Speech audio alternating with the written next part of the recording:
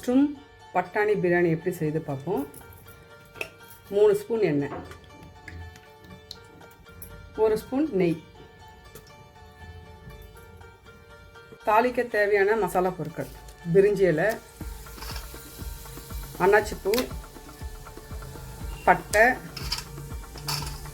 கடல் பாசி, தாமரை மொட்டு,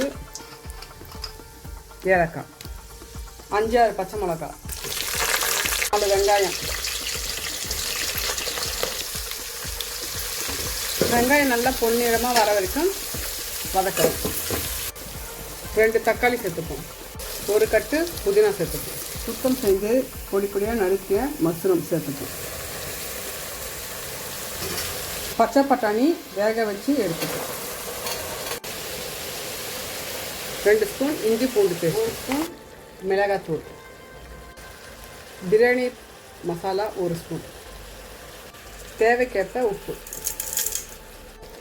பாதி லெமன் சேர்த்துப்போம்.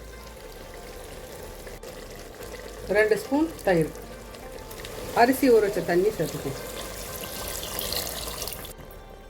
ஊற வச்ச பிரியாணி அரிசி சேர்த்துப்போம். கொஞ்சமாக தண்ணி சேர்த்துப்போம். 1/4 ஹவர் மூடி வச்சு வேக வைப்போம்.